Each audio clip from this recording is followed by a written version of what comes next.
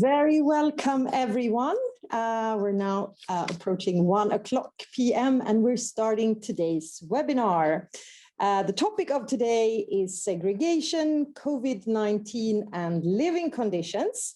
And my name is Åsa Ström Hildestrand. I'm head of communications here at Nordregio, and I will be today's moderator together with my dear colleague, Helena Lagercrantz. And we are trying to not to stand together, but not too close together. But yeah, we will try and do this in a COVID safe way, and bear with us. And you, dear audience, are of course very, very welcome. We have more than 350 people signed up for today's event, and from across the Nordic countries, of course, but also from all the way from China, South Africa, etc. So this is obviously a very timely topic that we're going to discuss today. And we want to hear from you. And that's also a reason why we are two people here today. So I will take care of our panelists and keep track of time while Helena keeps the attention on the Zoom chat. Right, yeah. Helena? So please join there. Yes. Post your questions to the speakers, your thoughts and useful links. Just post it and I will take care of it.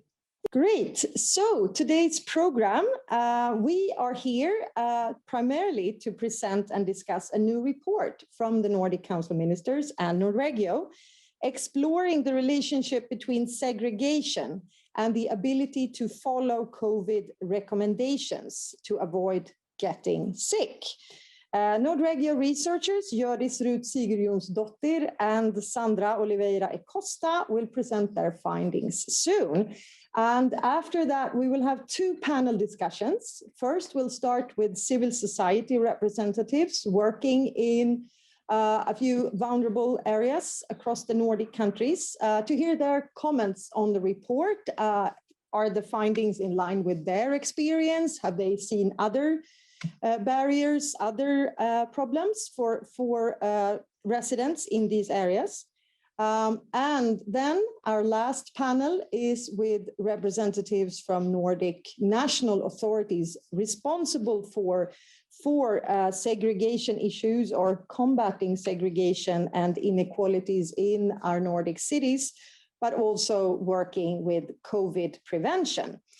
So we're very much looking forward to today's discussions. And again, don't be shy, join the discussion, pose your questions in the chat, and we'll try to address as many of them as possible throughout the afternoon. And we'll start now, obviously, and this program will run until 2:30.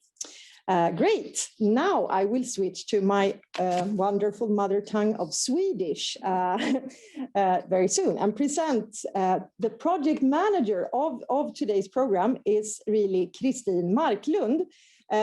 Kristin Marklund är projektledare på Nordens välfärdscenter och ansvarig för Nordiska integrationsprogrammet.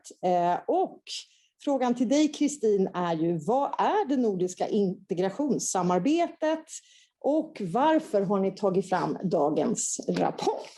Kristin, välkommen. Åsa.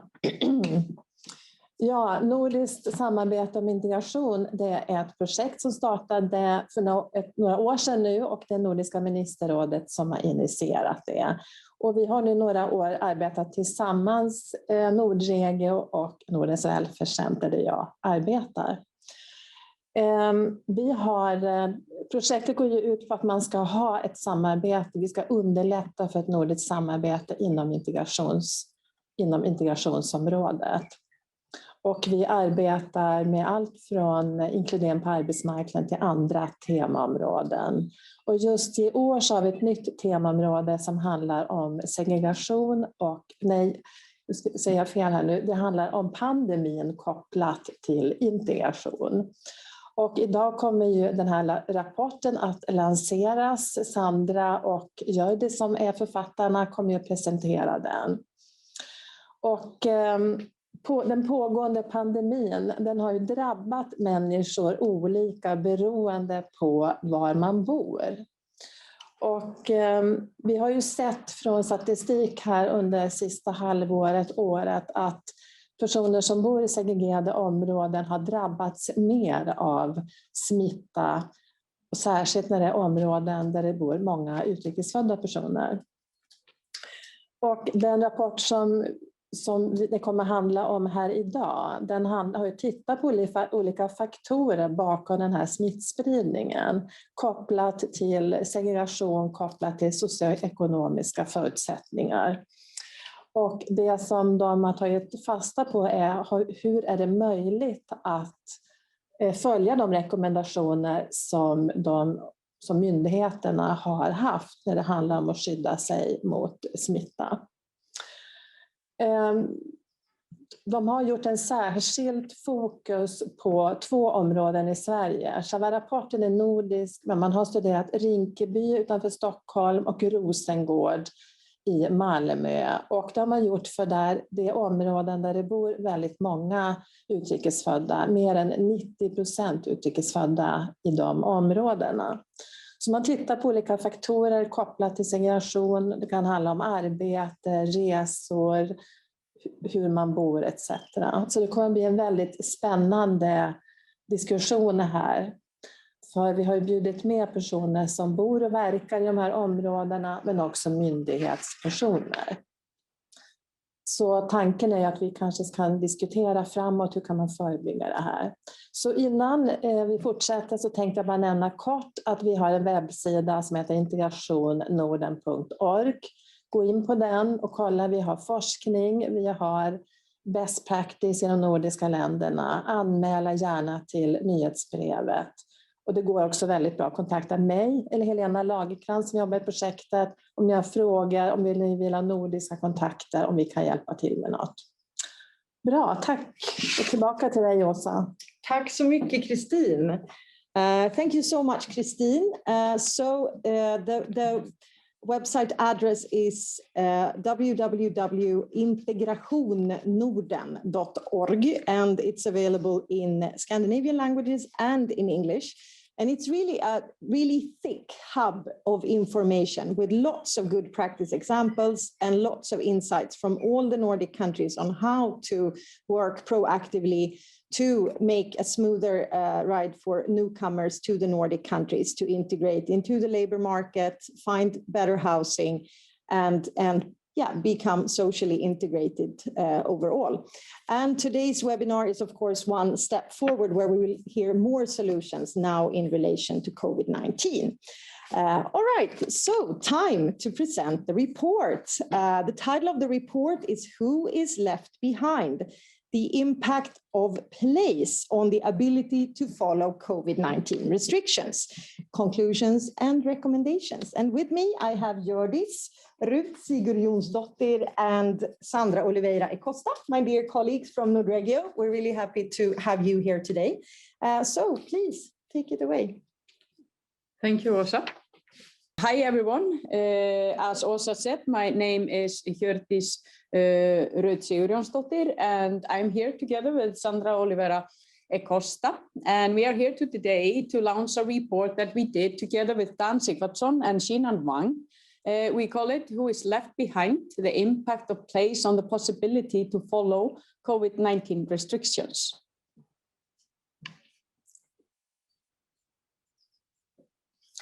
We had 3 research questions. The first question had the focus on potential explanation for the high infection rate of COVID-19 among individuals with foreign background. We see that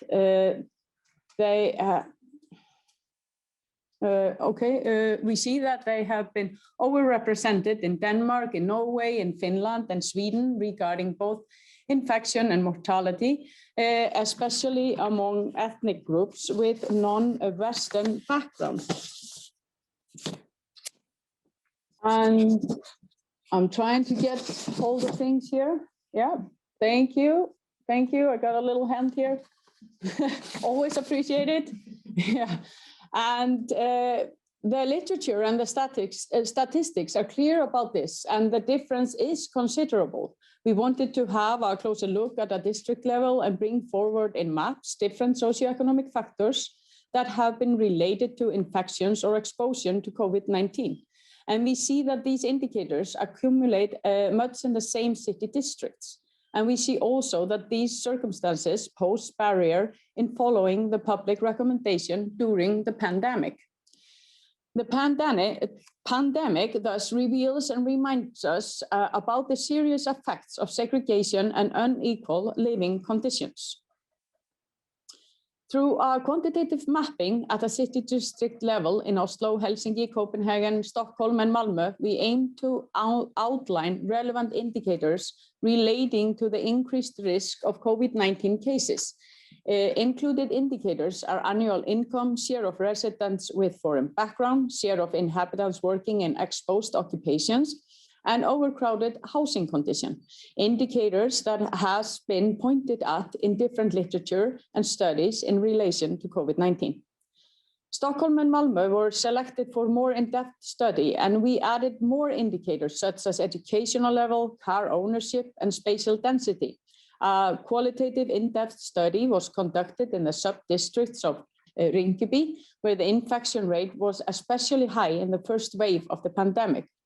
And in Malmö, we started to focus on Herrgården in Rosengård, but we ended up more with the district as a whole, since the sub-district tended to merge in the interviews. And we interviewed 14 actors that have different roles in Rinkeby and Rosengård to gain a better understanding on how it has been for people in the neighborhoods to follow public recommendations. Those we talked to were, for example, district director, infection nurse, and others from local healthcare centers, actors from the civil society, from house owners organization, and a housing company. We only had the opportunity to do 2 case studies, and we chose Sweden because when planning the research, we believed that we would have the greatest possibility to physically travel to the case study areas. We are located in Sweden and therefore less likely to be affected by travel restrictions, but how little did we know? Even though we all live relatively close to Rinkeby, all interviews had to be conducted via video link. And the other reason is that Sweden has been much more affected by the pandemic than the other Nordic countries. Here you see a map of Stockholm and Malmö showing the share of the population with foreign background by sub-district in 2019. Rinkeby and Rosengård are circled on the map. Both places have long been a destination for immigrants. The share of population with foreign background was 91.5% in Rinkeby, 88.5% in Rosengård as a whole, and reaching up to 95% in the sub-district Herrgården.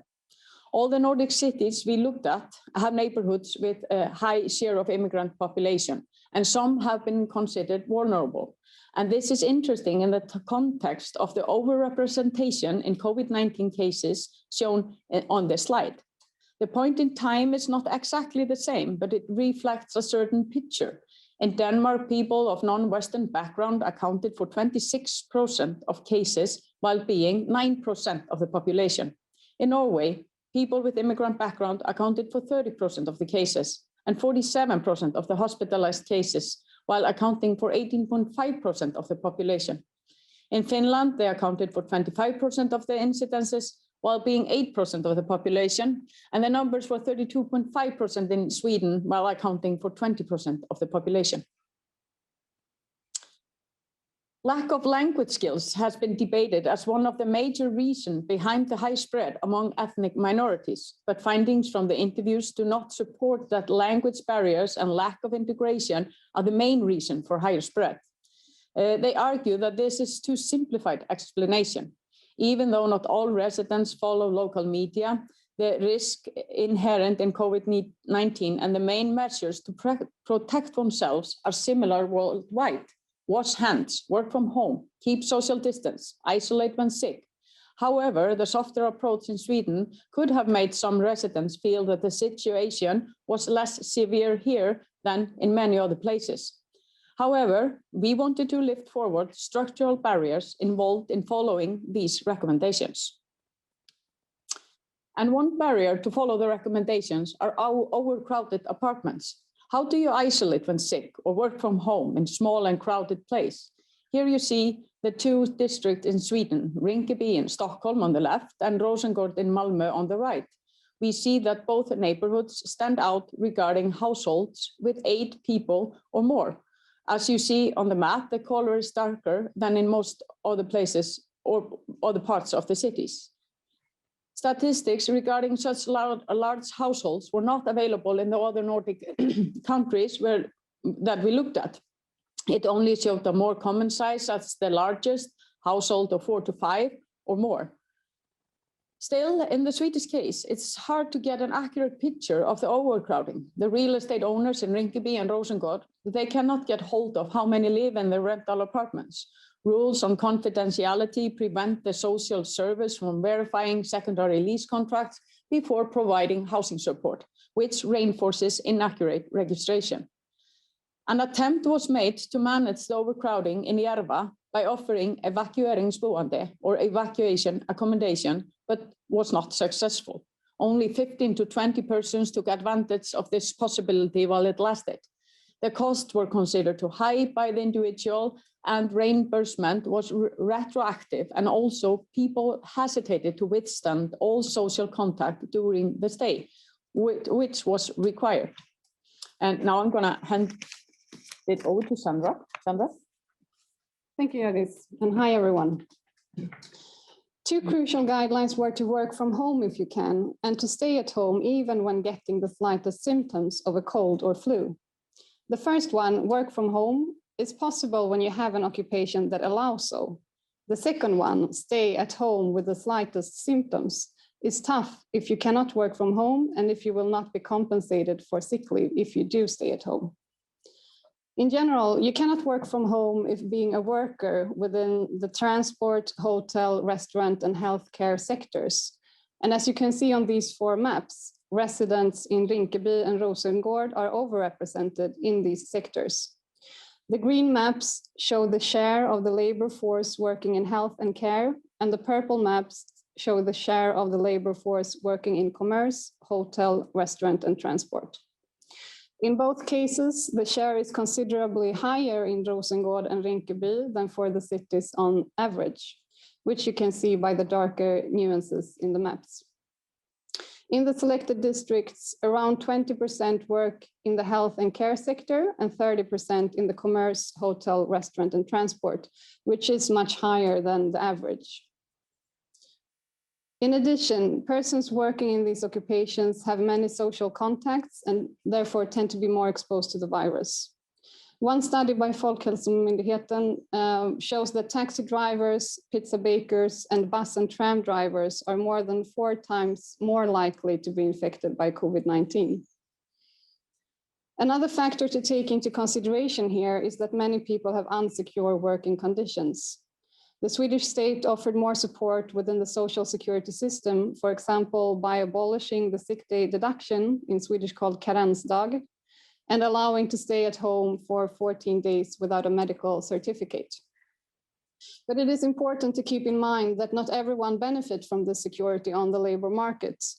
Around 30% in the healthcare sector have insecure or short contracts, even hourly based. We heard examples where people that had symptoms were pushed by their employers to go back to work despite having symptoms.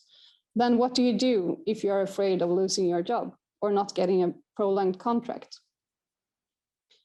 Avoid public transport, especially during rush hours, was introduced early on as a guideline. It was also communicated that avoiding public transport should be done by those who could for the sake of those who could not. Avoiding public transport is easier for those that are able to work from home. And as we have seen in the previous slide, a larger share in the selected districts than in the cities on average have types of occupations where this is not possible.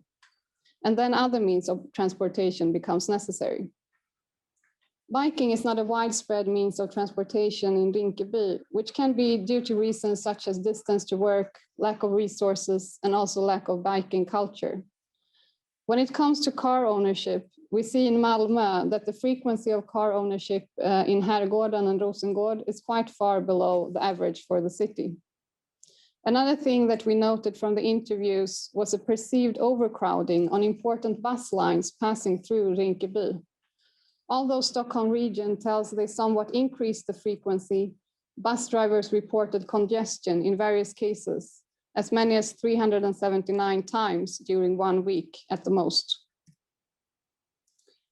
And if we zoom out again to the Nordics, we can see that the cities of Copenhagen, Helsinki, and Oslo show somewhat similar patterns.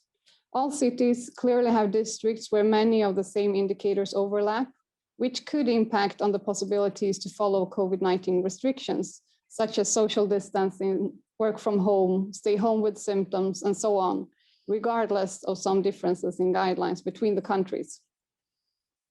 Looking at Oslo, for example, we see in the top left corner the districts where the highest share of foreign-born live.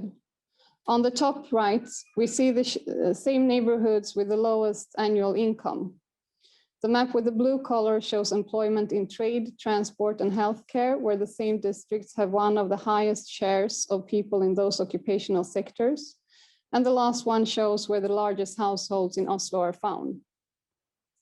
Even though we did not have the possibility to do in-depth studies in all the cities, we do believe that the learning from the Swedish cases can be beneficial for other vulnerable neighborhoods in the Nordic countries. So, based on the combination of statistical data and the complementing interviews with local actors, our conclusions are that unfavorable socioeconomic factors accumulate in the same districts and make up structural barriers to follow general guidelines. Thus, blaming poor language skills is a too simplified explanation. Yes, and according to our findings, the heavy focus on digital platforms and systems to manage the COVID-19 situation, information, and care have proven to be an excluding factor.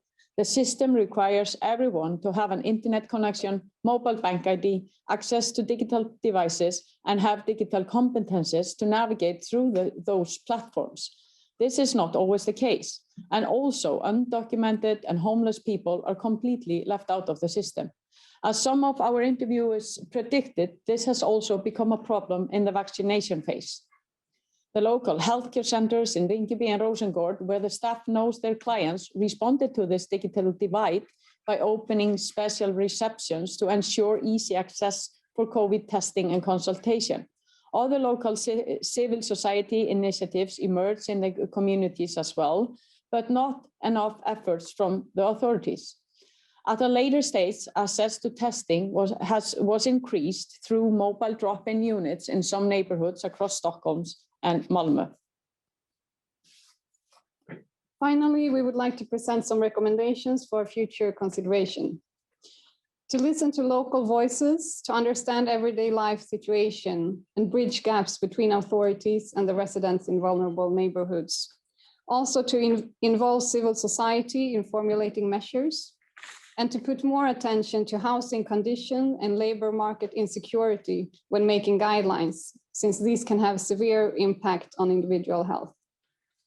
And finally, to pay special attention and to take proactive measures targeting vulnerable groups and places in times of crisis, such as the corona pandemic.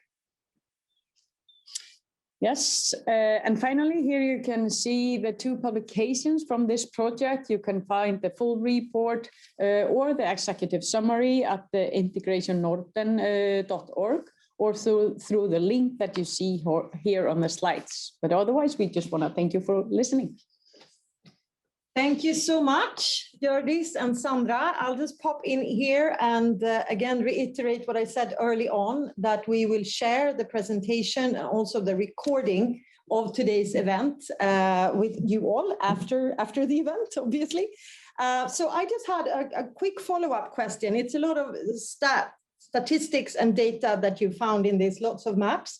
But I'm also curious, what was most striking? Was it anything that was really thought-provoking or surprising when you did these interviews? What sort of came to mind when you started investigating this? Yeah, I would like to say, you know, when you have been working with this for several months, then you have to recall what was surprising. Because now we have gotten used to the reality that we saw when going into those districts. But I think one of the things is that we have a system and we have a crisis. And I think the system is quite slow to respond to reality, like we saw in the spring last year, that this spread was very high in certain neighborhoods. It was not until January this year that the authorities open up a drop-in test receptions in Rinkeby, and in December it was decided to do this in Malmö, but it wasn't in place until March this year, a year from the start of the pandemic. And I think that this is something that we kind of maybe need to consider. There are crises, but still it seems like the system is very slow. So a bit faster response. On that note, I know another big issue with this, or a consequence, is of course that the lack of trust in authorities, which has already been studied and confirmed in many vulnerable areas, could of course have taken an extra toll, or it could have been exacerbated because of this reason that the response has been slow. Did you discuss this with any of the interviewees, or did anyone bring this issue up of that this could cause even more negative attitudes against public authorities? The issue of trust came up, but that is maybe that it is hard to reach out to the population because of this gap that is there between. But how this pandemic, if it will increase it, it didn't come up as such. But if I was supposed to guess, it's not going to help the trust issue, and I think it would be really wise to try immediately to work on increasing the trust in those neighborhoods, because I think it can be a really important factor. An important factor. Sandra, would you like to add something in terms of your reflections from the study? Anything that stood out to you, and also a specific recommendation moving forward that you think is important? Well, I think it becomes very clear when we look at this statistical data on maps that there are so many factors that tend to accumulate or interact in the same places. And as one of our respondents says, if you face many challenges in life, it is harder to follow the recommendations, no matter how much information one receives. And I think this is something that we all know about as well, that we do have these differences between different districts in our cities. And then to bring up earlier maybe this issue about how do we need to have different measures for different part of the cities? I'm not saying that we should, but at least to be very aware of that. I mean, while following the restrictions, of course, is different for every individual because we have different situations in life. We can clearly see that some of these barriers to kind of follow the guidelines do occur in the same places. Sounds like a very important message to bring forward to our panelists. Helena, do we have any specific follow-up questions in the chat here? Now it gets so crowded here, so you have to. Then we move you out of the picture. Oh, I have to go. No, you can stay. Okay, no, okay. Let me see. What about this? How much overrepresentation of immigrants remains after your control for the factors that you highlighted? Are you? No. Yeah, it's a tricky one. I think we haven't really conducted the study in that way. We have collected statistical data for these districts, and then we have complemented to try to understand how do these factors make up barriers to follow the restrictions, and that is what we have focused on in the interviews. So we haven't controlled for the data in this way that I understand that this person asked. Yeah, okay.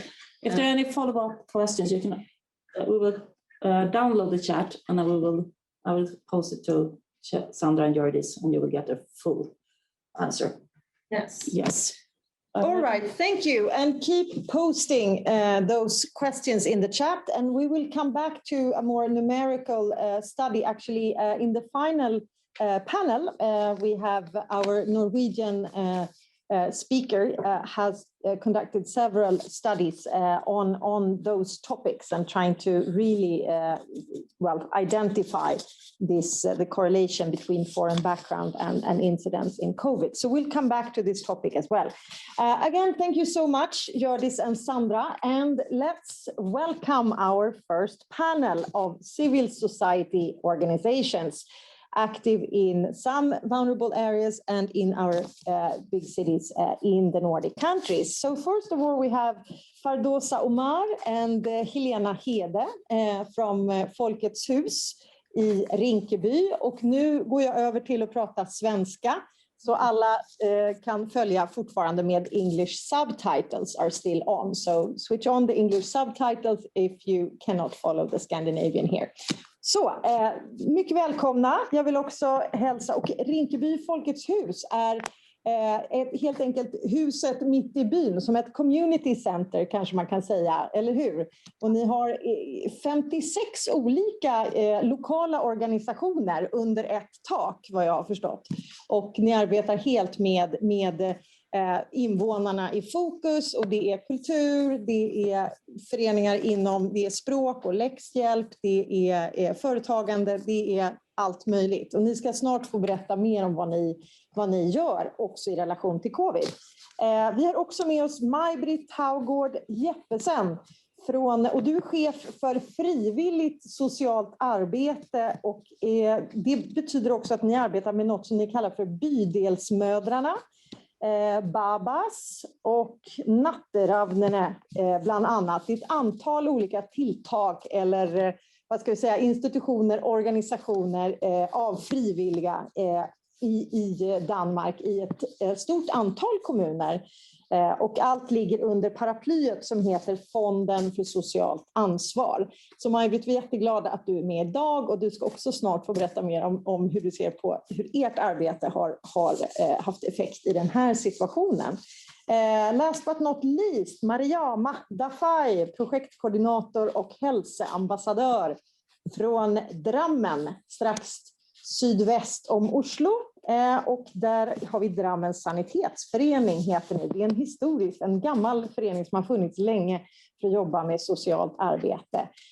Och bland annat då hälsoambassadörer som har visat sig vara väldigt effektiva i att nå ut med information till människor som talar andra språk än norska, kan man säga. Så återigen, fantastiskt bra att ni är här. En första fråga till er allihopa, ni får svara lite en i taget, är förstås: vad tycker ni? Era kommentarer på rapportens konklusioner, rekommendationer. Stämmer den här bilden som ges i rapporten av de här barriärerna eller svårigheterna att följa rekommendationer? Eller har ni sett andra barriärer eller svårigheter också som ni tycker att vi borde lyfta fram här? Vem vill kommentera på rapporten? Vem vill börja? Maj-Britt kanske? Det kan jeg. Jeg kan godt begynde. Altså, jeg synes, at rapportens konklusioner stemmer rigtig fint overens med det, vi også har oplevet i vores arbejde, hvor bydelsmødre og babberfrivillige har været ude og sprede information om corona. Og jeg tror, noget af det, som jeg også synes, rapporten rigtig fint sætter fokus på, det er, at der er en masse problemstillinger i vores samfund. Og når der kommer en krise som coronakrisen, så bliver det som et forstørrelsesglas på nogle problemstillinger. Altså sådan den ulighed, som i forvejen er, den bliver ligesom forstørret. Og det ses egentlig både på sådan et samfundsniveau, som rapporten peger meget godt ind i, men det ses egentlig også på sådan et mikroniveau, kan man sige, i familierne. Så noget af det, vi har set rigtig meget, det er, at de familier, som i forvejen stod i en masse forskellige problemstillinger, som både kan handle om job, som kan handle om tidligere traumer, som kan handle om alt muligt. Deres overskud til ligesom at forstå al den information, der kom for myndighederne, det var en stor opgave. Så noget af det, som selvom rapporten siger, ja, men sprog var ikke så vigtigt, så synes jeg alligevel, at det er noget af det, vi har set, fordi det var jo at forstå at spritte hænder af, og forstå at holde afstand, og det der, det kan man godt. Men der var jo en masse detaljer, og stadigvæk er der en masse detaljer i retningslinjerne, hvor man virkelig skal ind, og altså, det gjorde mig usikker. Hvordan skal jeg forstå det her? Og i endnu højere grad gør det de familier, som vi arbejder med, usikre på, hvordan skal vi gøre det rigtigt? Fordi det andet, vi også ser, Det er egentlig fra alle de familier, vi arbejder med, et kæmpestort ønske om at gøre det rigtige. Och där kan man säga, för den som inte känner till vad bydelsmödrarna och Baba är, så kanske vi kan säga helt kort att du kan berätta bara i korthet vad de här två institutionerna eller organisationerna gör. Helt kort så arbejder Baba og bydelsmødre med det er frivillige. De har alle sammen minoritetsbaggrund. Vi dækker 54 forskellige nationaliteter. Og den opgave, som de frivillige står for, det er egentlig rigtig meget at sikre, at andre familier med minoritetsbaggrund bliver godt integreret i samfundet, har den viden, de har brug for, har det netværk, de har brug for, og så videre for at kunne være medborgere på lige fod med alle andre. Og det er också meget den opgave, vi sådan har set os have i coronakrisen, det er at sikre lige adgang til information. Och bydelsmödrarna jobbar då primärt gentemot kvinnor, och Baba betyder pappa på arabiska för den som inte kände till det, och det handlar om att stärka papparollen och att pappor stöttar andra pappor helt enkelt i att också göra mer med sina barn och vara mer närvarande i familjerna. All right, tack så hemskt mycket för ditt inspel. Ska vi gå vidare till Rinkeby? Jag vet att ni har jobbat väldigt proaktivt under hela covid, så att berätta lite om vad ni har gjort och också som sagt kommentarer till rapporten. Jag vet att ni också har varit intervjuade i rapporten. Tack, Fardosa Omar heter jag. Jag jobbar här i Rinkeby Folkets hus och jag instämmer dels det rapporten har kommit fram till. Det är sådana saker som vi har pratat om och sagt. Och nu finns den och vi kan sitta här och diskutera att det var inte att folk inte ville följa de här restriktionerna eller kunde inte följa överhuvudtaget. Dels handlar det om vilken livssituation människan befann sig i då. Alla de här strukturella hinder som gör att man inte kunde göra de sakerna som var tydliga. Information från början. Och dels handlar den inte om att folk inte kunde språket överhuvudtaget eller kunde inte läsa.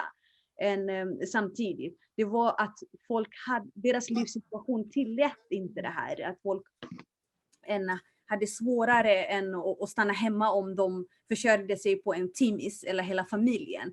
Och nu sitter vi med eftereffekterna av vad corona har orsakat. Med alla de här. Och en annan sak som jag reagerar på själva studion är att det här sociala gemenskapen som finns. Det finns de sociala gemenskap i Rinkeby om man säger så. Men det är ju det här andra hinder som gör att man inte kan komma ut på det sättet. Och är det några andra delar i förutom barriärer som ni har sett att i det här att svårigheter att kunna skydda sig från covid än det som har tagits upp i rapporten, eller är ni överens om den bilden så att säga att det är de här strukturella faktorerna som är viktigast, eller är det också andra problem som har kommit till ytan i Rinkeby när det alltså kopplat till covid? Hela det här sättet att det är ganska simpelt att bara säga det är bara de här bitarna som har gjort att det har blivit som det har blivit. Det är en komplex fråga och man måste kunna förstå utgångspunkten. Det är kulturella aspekter, det är andra saker som gör att det blir en ganska komplex svårigheter som gör det hela. Tack. Vi återkommer strax till hur ni har arbetat också, era aktiviteter och vad de har haft för betydelse. Men jag vill också höra med Mariama såklart från Drammen, din upplevelse. Och ni satsade då på hälsoambassadörer som ett sätt att nå ut mer direkt till olika etniska grupper eller olika invånare helt enkelt med olika bakgrund. Så berätta lite mer om det och också naturligtvis kommentera på rapporten. Ja. Så det vi har gjort ved Drammen sanitetsforening er å rekruttere frivillige som snakker ulike språk.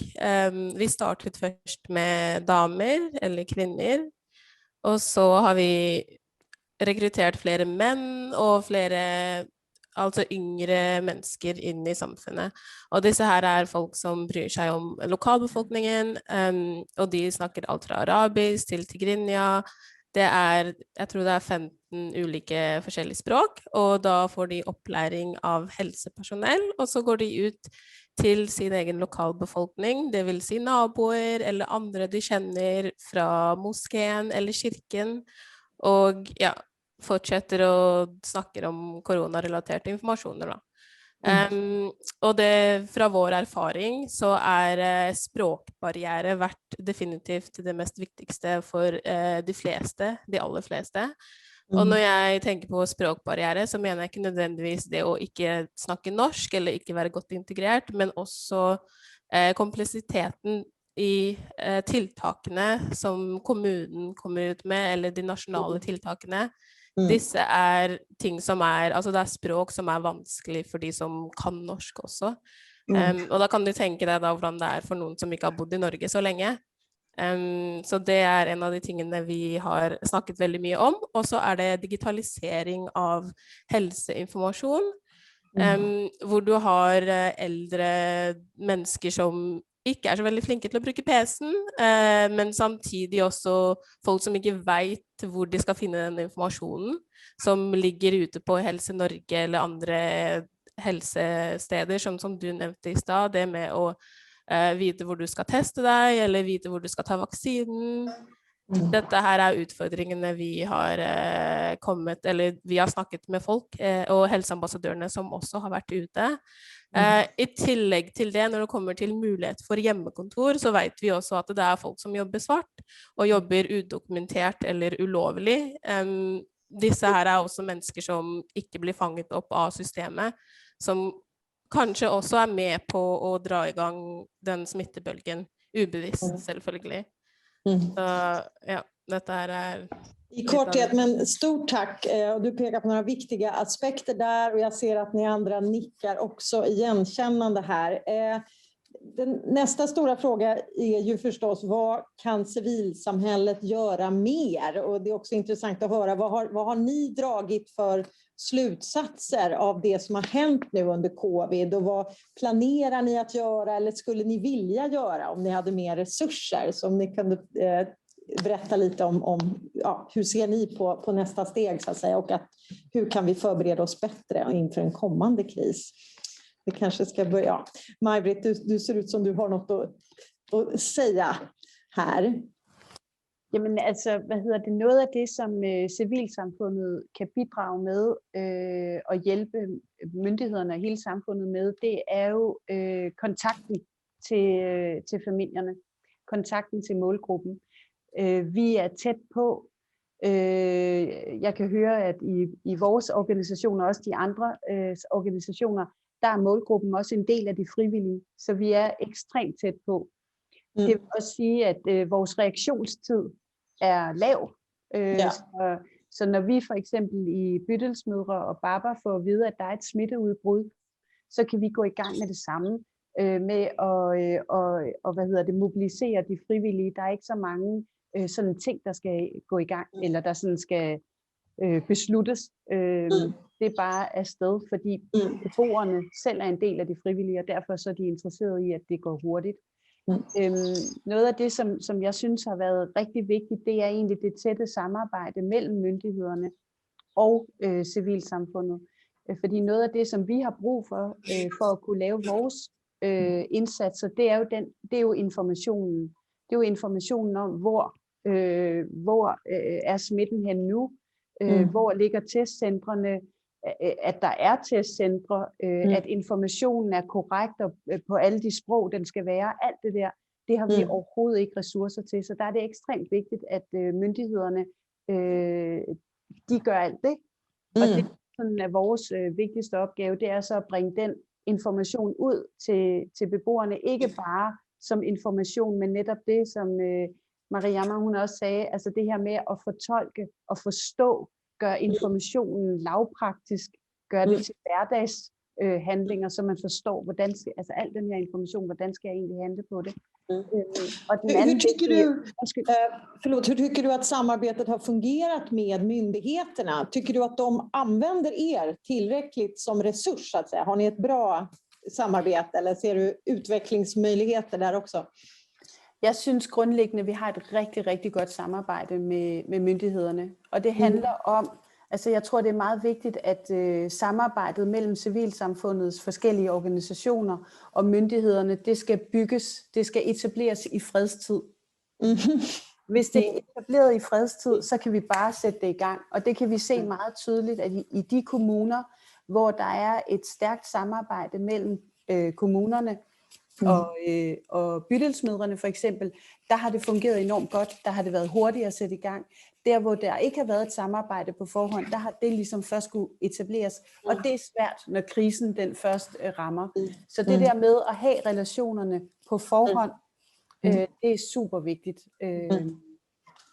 Tack Maj-Britt, Fardosa och Helena. Hur ser ni på ert samarbete med lokala myndigheter och era aktiviteter? Vad har varit viktigast? Om vi börjar där med ert arbete. Vad tycker ni har varit viktigast att göra under pandemin här? Hur har ni kunnat stödja era medlemmar och lokalsamfundet? Alltså, vi har jobbat otroligt brett och till väldigt många olika målgrupper på olika sätt. Så det är svårt att identifiera en viktigast insats. Men det vi har sett till att göra är att fylla de akuta behoven först. Och här har det varit allt från matutdelning, alltså till de som inte kan betala för sin middag. Och som har många barn till exempel. Som behöver hjälp med kontakter, precis som Maj-Britt och Mariamma också berättar. Till socialtjänsten, till nummer till vården. Alltså alla möjliga informationsnummer för att få veta mer om viruset. Att vara en förlängd arm helt enkelt. Så delat ut pyssel och läsmaterial till de mindre barnen. Så att de kommer ut också och leker utomhus och inte sitter hemma. Det har varit liksom en kombination av olika insatser som har varit viktiga tillsammans. Men som sagt, vi har verkligen försökt att nå de mest utsatta först och fylla de behoven först. Men ja, det har varit... Man kan också tänka sig att de behoven har ökat, eller hur? Utsattheten har ökat hos de som har blivit arbetslösa och så vidare, kan man tänka sig. Precis som Maj-Britt också säger, det är som ett förstoringsglas och det har synliggjort många av de strukturer som har varit här även innan pandemin kom. Så att vi har bara jobbat med att få saker att fungera så gott det går. Och hur ser ni på samarbetet som sagt med lokala myndigheter? Tyckte ni att ni hade en bra struktur på plats innan krisen slog till, eller är det något som ni arbetar på nu också att förbättra? Har ni önskemål där och tankar hur ni kan förbättra det samarbetet? Vi har arbetat med myndigheterna sedan tidigare och just under pandemin har vi haft kontinuerliga möten en gång i veckan har det varit ganska tätt i början. Men det vi har saknat, eller jag tycker ganska var viktigt, var att det var färdiga arbetssätt eller information som skulle spridas. Tvärt emot man skulle kanske behöva och fråga vi som jobbar med den här målgruppen eller är på plats hela tiden. Vad ska vi göra eller hur ska vi göra? Eller tror ni att det här går hem? Det är det jag har saknat. Allt har alltid varit färdigt. Varsågod, sprid. Jag har önskat just i hela den här resan är att kunna komma innan man bestämmer vad man ska göra och komma tillbaka till civilsamhället överhuvudtaget och fråga vad är det som funkar, vad som inte funkar. Det typ av kommunikation har inte funnits. Det tror jag är ett väldigt viktigt medskick till nästa paneldiskussion här. Mariamma, är det något du håller med om eller tycker du att ni har fungerat som en sån verkligen speaking partner eller vad vi ska säga, alltså att ni har kommit in tidigt och haft en dialog med myndigheterna, hur ska vi utforma det här så att det blir bra, eller känner du också att ni har fått någon sorts färdiga lösningar som ni bara förväntas sprida eller dela ut? Ja, vi har ett ganska gott samarbete med myndigheterna här och så har vi också samarbetet med resurspersoner i de olika invandrarmiljöerna, det vill säga imamer, folk som är respekterat, som har ett ganska stort nätverk. Och i tillägg så har vi också väldigt mycket aktiviteter för både barn och de äldre som också funkar som en sån som funkar som ett arena för att sprida information då. Och vi har språkvän och olika grupper som på en måte ger oss möjligheten till att jobba tätt samman med lokalsamfunnet och de frivilliga, men samtidigt också myndigheterna. Och vi har också ett ganska gott samarbete med sjukhuset här i Drammen, så det har också fungerat jättefint. Så, men det är alltid förbättringsområden. Så. Ja, det finns ju alltid förbättringsområden, men det är på det stora hela ganska gott. Jag tror vi har fått in flera frågor. Helena, vill du komma hit och berätta lite? Mycket bra länkar, mycket bra tips. Men en intressant diskussion kring mediediskursen. I det här fallet, det som postade från Norge, de pratar om invandrarsmitta och vad det har lett till direkt lett till om hets mot folkgrupp, mot en rädsla för invandrare, men också en negativ bild av invandrare. Det skulle vara väldigt spännande att höra om det är något ni känner igen och vad gör man?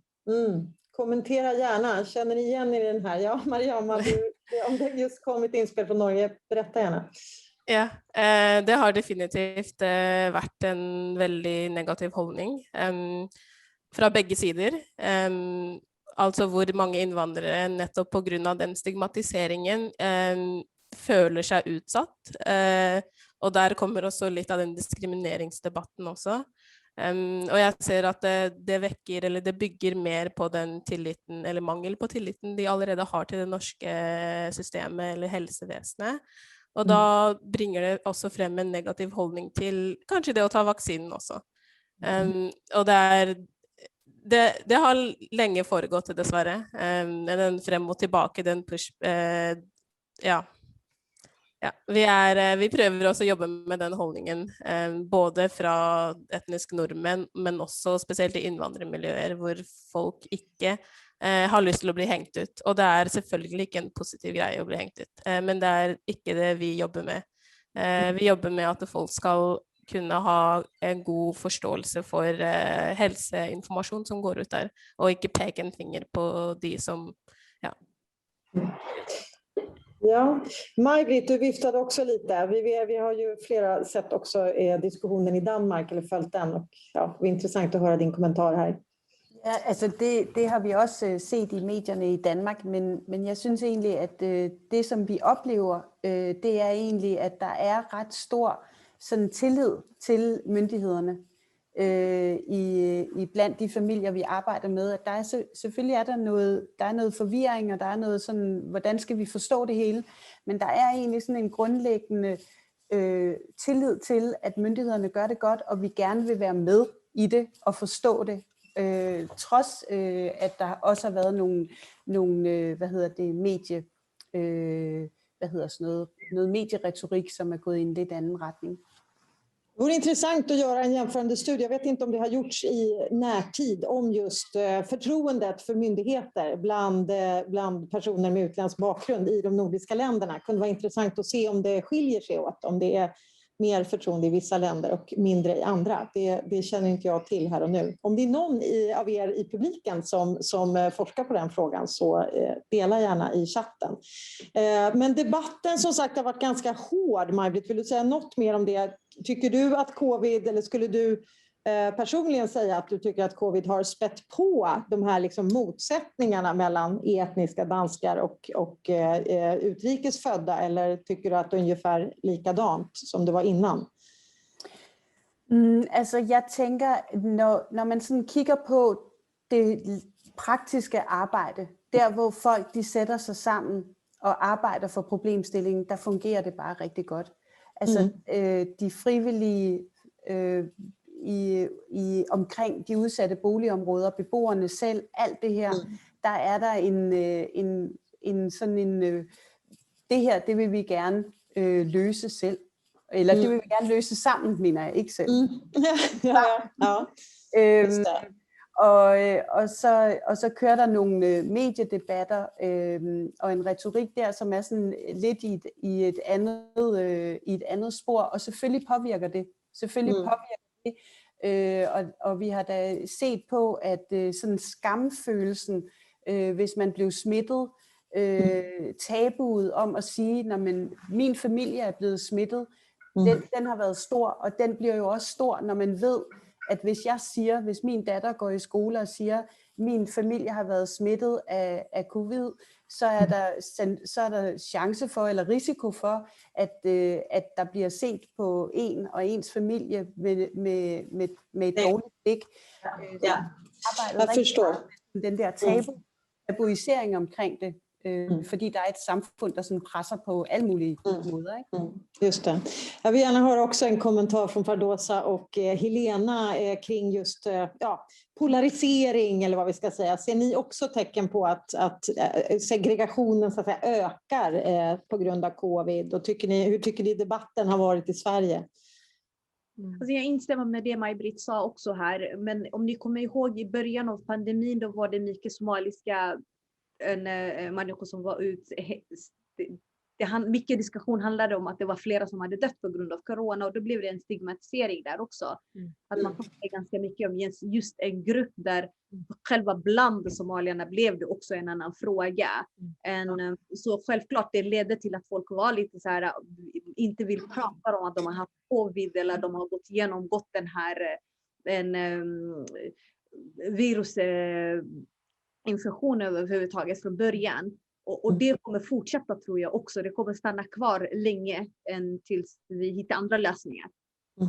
Kan det också leda till att man inte testar sig lika gärna kanske? Eller att det blir liksom det är skamfyllt. Man vill inte riktigt heller kännas vid att man har covid då kanske. Eller har det varit ett problem? Det har vi inte problemet just nu, men det var just då när den här skedde och det var mycket på media att man pratade just om en grupp människor hela tiden, vilket gjorde att folk ville inte prata om det här och folk inte testade sig, det är självklart. Men nu har vi inte det problem, nu har vi andra problem. Nu är det vaccinationen som informationen eller hur sättet att vaccinera sig överhuvudtaget har kommit ganska sent. Så har vi andra problem med vaccinationen som också lyfts upp, att Rinkeby 5% av de bokade tider folk inte vaccinerar sig, och det är en process som vi ser redan nu som upprepar sig, som vi inte lärt oss något om. Just det, så att där har ni också en viktig roll antar jag, att sprida information om hur bokar man sin vaccinering och att svara på frågor för de som är oroliga kanske oroade över vaccinet och eventuella bieffekter och så. Det är en annan fråga som vi också borde ta upp. Helena, har du ytterligare en fråga? Den sista här. Ja, och den är knivig. Oj då. Kör. Jag läser innantill. Men om rapporten slår fast att folk inte kunde följa rekommendationerna på grund av strukturella hinder, och sen står det, om man tänker att det är en bra rapport, och det är det ju, så spelar ju informationen begränsad roll oavsett hur bra den är. Är ni med? Ni är med panelisterna? Så frågan, vad menar panelen att bättre information tidigt hade räddat liv helt krasst, trots de hinder som finns? Förstår ni frågan? Nu är jag väldigt spänd på vem vill kommentera? Jag tänker absolut, om man hade varit ute i betydligt godare tid. De problem som finns i ett område som Rinkeby är välkända sedan tidigare. Det är ingenting som är förvånande för någon egentligen, och man skulle kunna dra den slutsatsen att det kommer drabba människor mer om det uppstår en pandemi plötsligt. Och samma gäller informationen och de språk som användes och metoderna man valde att förmedla informationen på. Om man hade lyssnat lite mer på, eller som Fardosa hade tidigare, att inte ha färdiga metoder, utan man kommer ut och förstår vad är det som krävs här. Det här är kanske lite ett område som sticker ut från resten av stadsdelsområdena i Stockholm. Att man hade kunnat anpassa informationen och även nyansera vad är rekommendationer som vi då i Sverige haft som skiljer sig från resten av de nordiska länderna, tror jag. Att vi inte haft lagar, vi har haft rekommendationer istället. Inte tips, det handlar om det är nästan till en lag. Och vad betyder det för allvaret av situationen? Så, absolut tror jag att det hade kunnat göra jättestor skillnad om man hade kommit tidigare och lagt tonvikten på de här sakerna. Även om de strukturella faktorerna kvarstår, att det fortfarande kan vara svårt att inte ta bussen om man inte har en bil eller cykel och så vidare. Att det är ändå den aspekten som finns kvar, så att säga, att det är högre risk om man är, beroende på vilket arbete man har och, så där, och ens förmåga eller möjlighet då att kunna följa. Det ena utesluter inte det andra, man skulle kunna jobba med båda samtidigt och förstå att det är komplext, att man kanske måste ha extra stödinsatser i tid också. Just det. Maj-Britt, du nickar. Förlåt, Fardosa. Till exempel om man hade flera bussturer i just den område och sen kom ut med information till de här praktiska. Vi alla hörde att vi skulle tvätta händerna, vi skulle stanna hemma, men man inte utgick ju från att kanske man hade 8 andra människor som bodde i samma. Vad gör man Vad gör man då? Alla de här en evakueringsboende, de kom ganska sent och sen man inte visste ens varför människor bodde tillsammans överhuvudtaget. Det var ju en kostnadsfråga och man var tvungen att betala för den här evakueringsboendet. Just det. Skulle kanske hjälpa till med just den här informationen och berätta tidigt skede att om du stannar hemma då finns det inte karensdag till exempel. Det var inte tidigt, information spreds inte i Rinkeby. Så det har varit för komplext, alla de här guidelines så att säga, har varit väldigt komplexa. Det är det som Maj-Britt och Mariama också har pratat om. Att det är en sak att man tvättar händerna, det kan man förstå med en symbol. Liksom. Men det har ju varit ett paket av olika rekommendationer som naturligtvis är mer komplexa. Maj-Britt, du såg ut som du också vill ha en sista kommentar. Sen ska vi gå över till nästa panel här. Men kommentera gärna helt kort. Men det är bara det här med att förstå att det är en extremt komplex situation. De her familier er i, og det har brug for mange svar. Der er mange løsninger, og det er også derfor, der hvor civilsamfundet og myndighederne har arbejdet rigtig godt sammen, der er det også blevet løst rigtig godt. Jeg er helt enig med Rinkeby, at det her med at have nogle, altså tidligt at finde ud af, hvad er problemet, og hvordan løser vi det så bedst. Det er det, vi skal. Mariama, du nickar också. Det är så ni också arbetat. Vi hittar lösningarna här. Ja, tack. Jag ser mig enig i allt av det som har blivit sagt. Det vi har upplevt är att praktisk information funkar väldigt bra, enkelt och praktisk information, så att de vet var de ska gå, vad de tränger. Hvis det kommer en anbefaling där det står ja, du kan bara invitera 5 stycken på besök. Och så är det kanske en familj som gör det, och så bor de trångt. Och då kan inte de upprätthålla 1 meters avstånd. Disse tingene det är komplext att förstå för väldigt många. Men för folk som bor i stora hus och kanske har, hvis du tänker på en etnisk norsk familj då, som är kanske, de har kanske 2 barn eller 1, och så är det mamma och pappa. Och så bor de i en vanlig enebolig.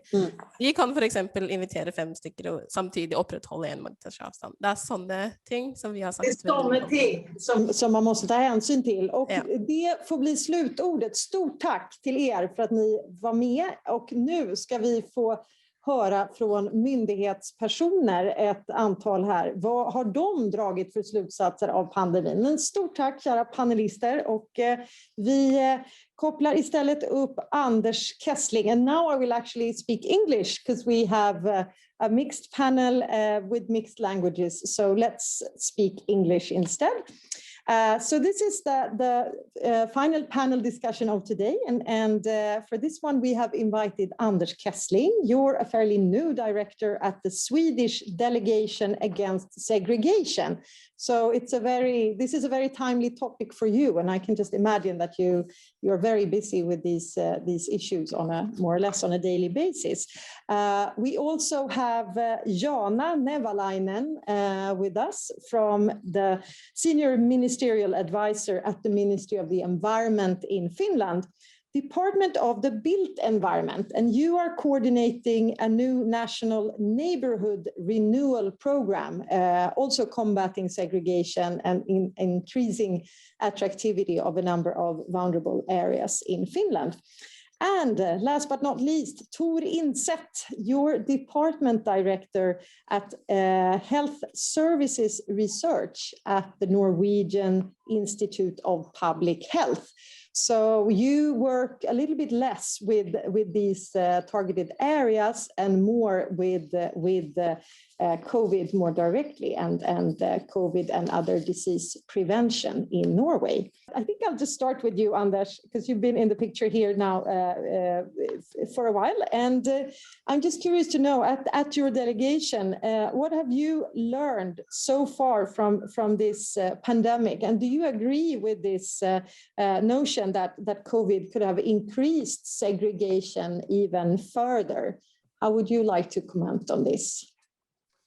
Thank you. And first of all, I will like to say that the report is very good. I read it, and you have done a good work. And what you show, we also show we have had a series of articles which can be found in our website. and it's very much supports what you are finding. That the structural factors is very important to understand what's happening. Is it lack of information or what is it? No, it's more complex than that. So I think it's very important to get this kind of knowledge on the table so we can put the right questions. And I agree in very much what has been said so far. I think that we need to work together.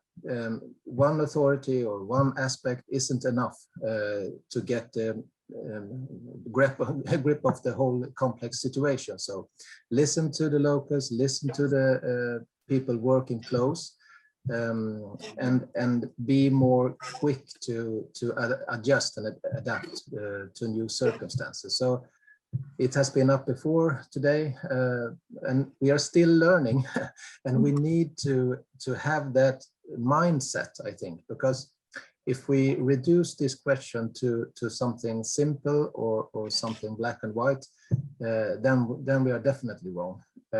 So we have this question now in Sweden, and it's up in media today, how vaccination differ between different areas, the share of the population that are getting vaccination. So it's very much an actual question on the topic.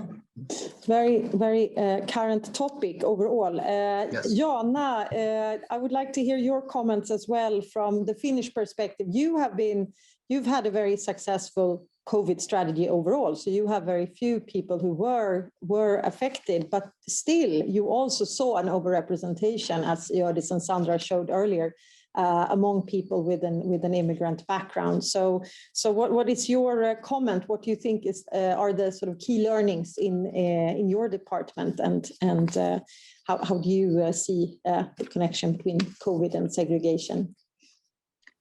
Oh, they are pretty much combined, and I fully agree with the findings of this report, and they are according to other scientific discussion about the effects of this pandemic.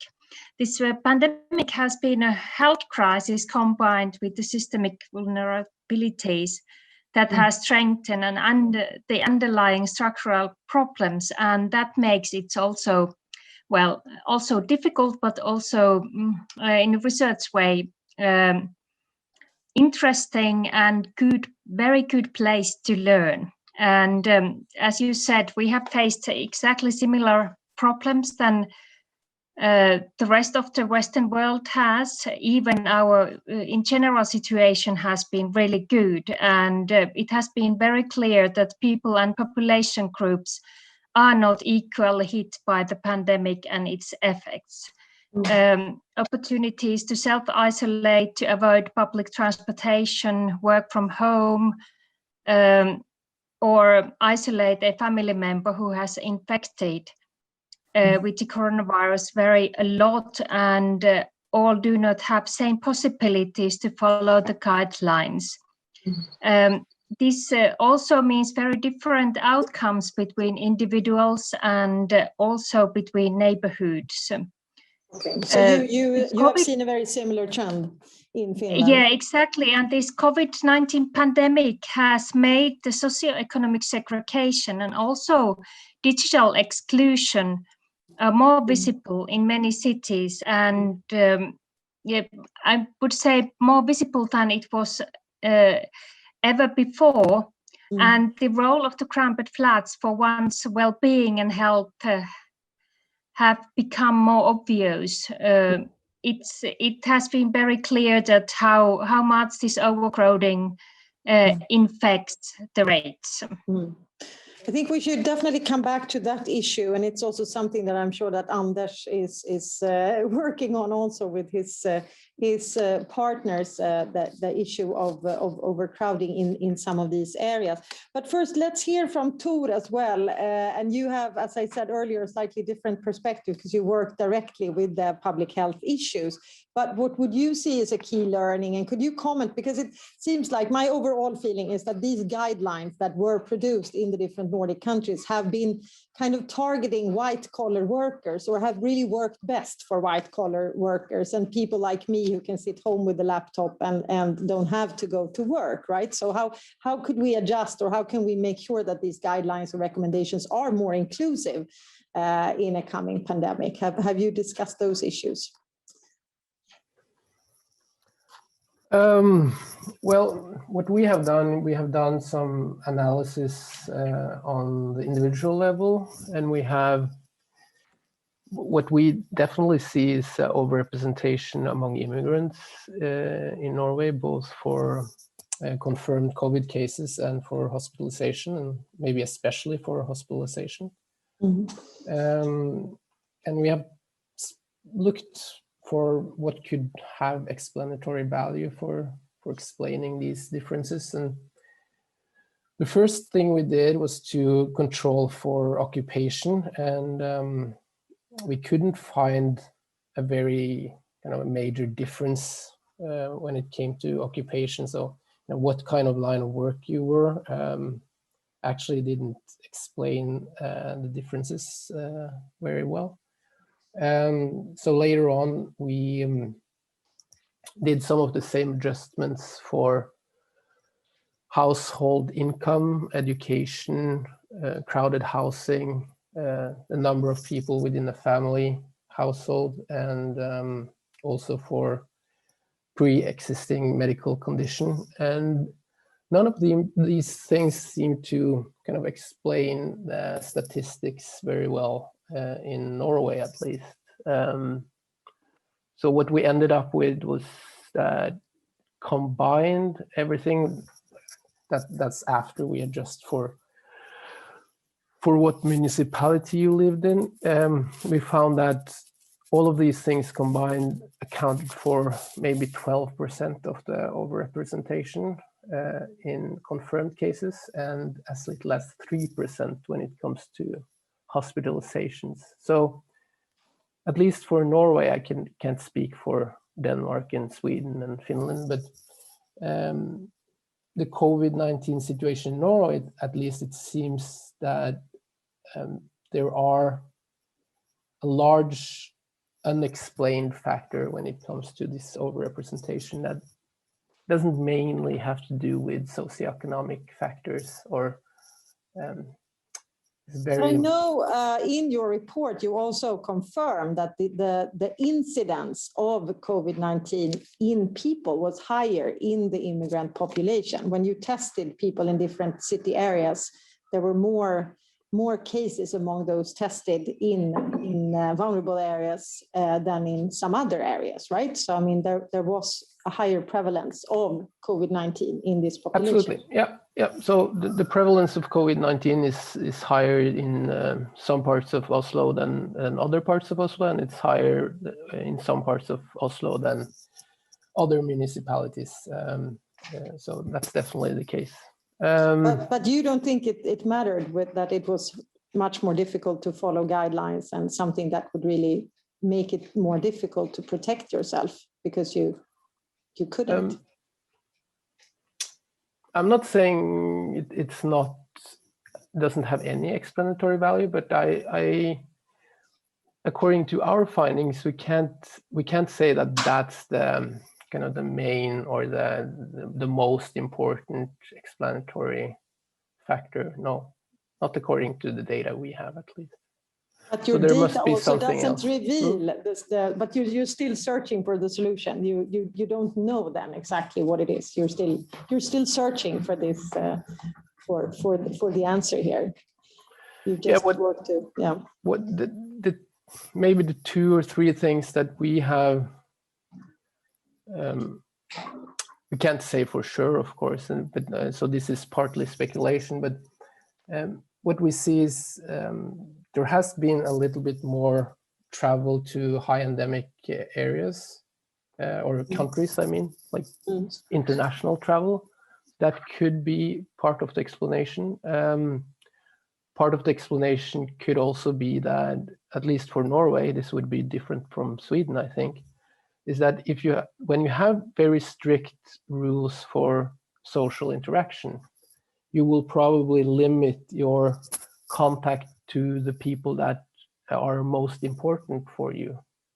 And for most people, that would be your closest relatives. So if you have a situation where we have somewhat higher rates in certain populations, that could be that spreads easier within that group due to the fact that they are their closest relatives in a sense.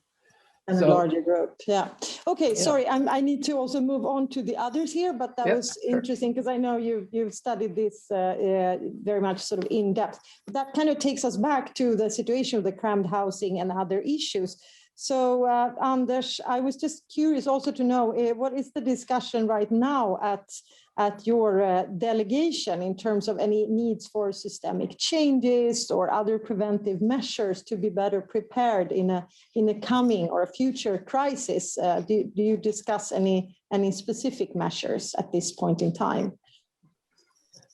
My answer risks being boring, but I think it's important anyway.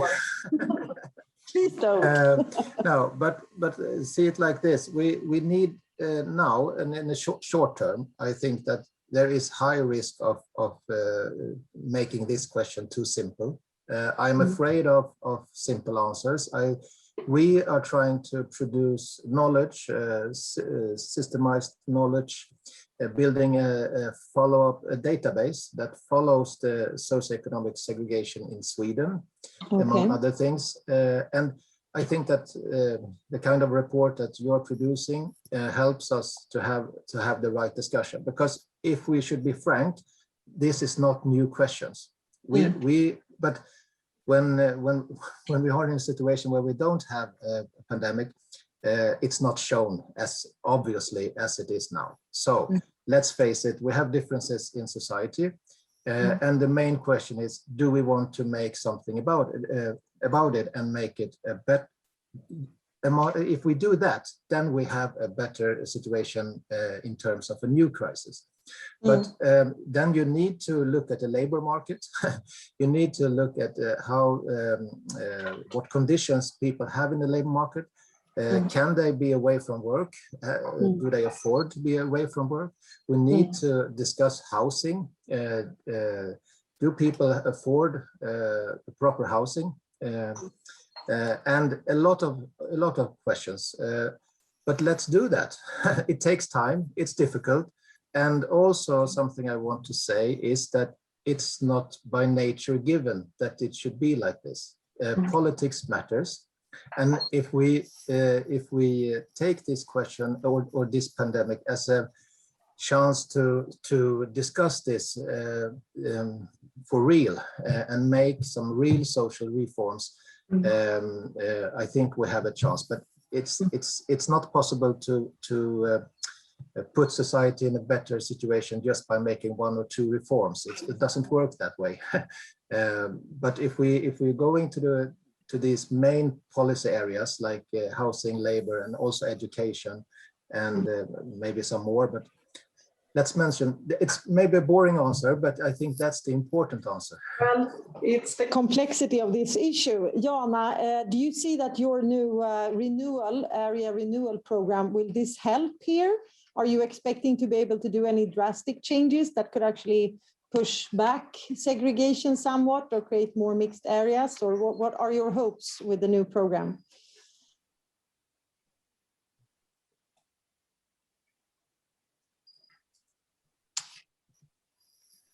Can you hear me now?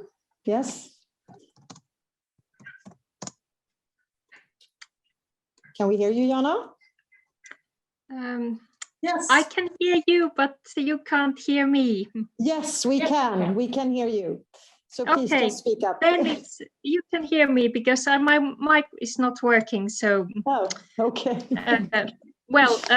This our new neighborhood renewal program. I really hope that with that we can change something. But of course, tackling urban segregation needs long-term work. It's not done in 2, 3, or 4 years. It's a long process, and also we have not seen all the effects of this pandemic yet.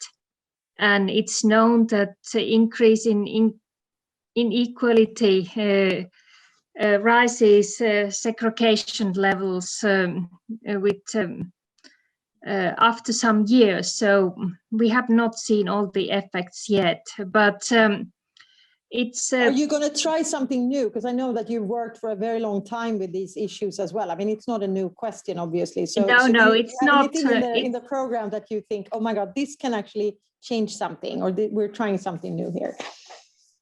Well, in that way, we have, of course, it's always combination of different actions you need to do. It's not, you can't, it's not there are no simple answers that it's just one thing you change and the problem is solved. But at the moment, it's we are also not just this neighborhood renewal program, but we also have we actually are preparing measures to tackle school segregation. And I think that and the cooperation that it brings to the local level will be really the big thing in near future. And it's the thing that will change, because it's targeted to one of these root causes of urban segregation, and therefore it's vitally important. So you want to listen more to and engage more with the residents in these areas in the coming program as well, and design solutions together, perhaps.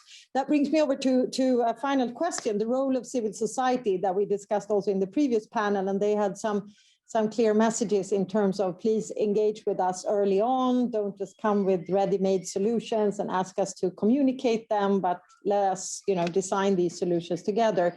Anders, you look like you wanted to comment on that as well, and the role of civil society here. No, but they have a very important role, and I think we should listen and say not only in the crisis, but always. And if I wish something, I wish to be a part when decisions are made and not afterwards. I think that's a very important message. Definitely. I don't know, Jana or Tor, would you like to say something? How do you see the work, the collaboration you've had with civil society in Norway from your perspective? I think that's very important. I think, we can, the government and municipalities can inform as much as they want, but to actually reach out, and especially to reach out to particularly vulnerable groups, and also be able to, the stories we heard from Drammen, for example, to actually go in and make the information valuable for the individual, so that you could actually explain how it is for you particularly. That's really, really hard for a municipality or for a government. It's completely impossible to do that. So because we're just not enough manpower to do that. But so civil society, I think, plays a vital role to get the information. And also people will put different value on information. Some people will listen, and this doesn't necessarily have anything to what country you're born in, but some people will listen to the prime ministers, others will listen more to a doctor, and others maybe will listen more to their soccer coach or football coach. So so it's important that we work together. Yeah, so maybe this is also a learning from COVID, actually a very positive aspect where we can all highlight the role of civil society and see that they've played a really crucial role. Jana, would you like to comment also from Finland? Before we have a question from the audience as well. So would you like to comment on the role of civil society? I don't think that I have anything to add to the previous speakers, because I totally agree. And this is how civil society has been taking part of solving the problems caused by the pandemic, it has been amazing, and that's something to learn. And of course, it's good to remember always the role of these neighborhood and resident action groups and association, and as well as sport clubs in this process and in integration. So call to action here for even further, more collaboration then and long-term support of the civil society organizations in these respective areas. Then it sounds like, I hope that all of you who work in municipalities also take that note, and let's see how this collaboration can develop further with civil society. Maybe we have questions along those lines or something else. Helena, what do you have? What should I choose? There's so much. Oh, so much in so here. And much good. Few minutes. What about instead of having a discussion about ethnic or where you come from? What about class? Yeah. And what about gender? And there's a lot of interesting posts about this, and there are a lot of questions for Tor. I would like you to answer them if you join the chat about the data and about your findings. And yeah, so please, Tor, if you can share a link to your report and other things directly here in the chat, that would be really helpful. The gender aspects are, of course, always present, and I think all of you and also our civil society speakers were addressing them implicitly, but we haven't discussed it specifically. Anders, you're nodding here. Do you have a specific focus on gender in relation to this? No. Maybe you should have. Maybe you will have. Intersectionality. Yeah, intersectionality is the other big word of the day, I guess. Jana, in your renewal program, do you have a specific focus on gender aspects? Not specifically gender, but in general, these population groups that all should be integrated in the planning system and developing their own neighborhood. And we can also highlight, for those of you who are interested, to look into what Maj-Britt shared from Denmark as well with the social fund. So by working through both Babas and Bymödrarna, they have reached out to mothers and fathers separately, but also together, so that they can really make sure to reach out to men and women in the most sort of productive way possible. Any other comments toward? Have you seen any specific gender effects in your data? I mean, we know in general that men have been hit way harder than women in terms of deaths from COVID-19. Would you like to comment on gender? I think from our findings, we haven't seen any kind of dramatic or drastic differences when it comes to gender, but we have seen, as elsewhere in the world, that there are a slightly overrepresentation of men being hit hard and hospitalized. Slightly overrepresentation among men. Just a slight overrepresentation. I think it's a big overrepresentation in Sweden. I don't have the numbers right here, but I don't have the numbers in front of me either. But I think in Norway it's not that dramatic. But, yeah. Okay. And the class issue we also haven't touched upon, besides the fact that the people we talk about in general here are people living in what we call vulnerable areas. And that usually implies that it's people in low income jobs or unemployed or in difficult socioeconomic situations. So in that sense, it is a class issue very much. And we also see that, and maybe you have figures on that as well, Tor, in terms of high income earners versus low income earners in the incidence of COVID-19. I think there is a discrepancy there. Yeah, and some people read our report that social economic differences has no explanatory value at all for anything, and that's wrong. We find differences between different socioeconomic groups, so that's definitely an issue. How much you earn how long your education is important and is a factor for COVID-19. It's just that it doesn't explain the differences between different immigrant groups in Norway, that is. So that is the thing. And you have an underrepresentation among certain immigrants, like Swedes, for example, which I thought was quite interesting. But it's probably because they're very young, the Swedes who are in Norway. Could be, or that they're extremely overrepresented in testing. That's probably because they work in, a lot of them work in healthcare. Yeah, of course. There is always an explanation. We had a final question here about your report again. So Tor, it would be great if you just put a link to your report or reports. I think. Okay. Let's see. Very good. Yeah. Any other final comment from anyone? Otherwise, we've actually passed 2:30. So time is up. And this is obviously a topic that we could discuss much longer. But time to thank you all, our dear speakers, for taking your time, for your engagement, and for sharing all your knowledge and thoughts, and also for all our audience members. Thank you so much for joining. And we will get back to you, as I said, with the recording, with the presentations, etc. And Helena, there's more to come. Yeah, we have another really interesting report. I think it's 3 weeks. Now we'll stress, someone will be stressed in this house, but and this is about how the pandemic has affected the labor market integration regarding immigrants.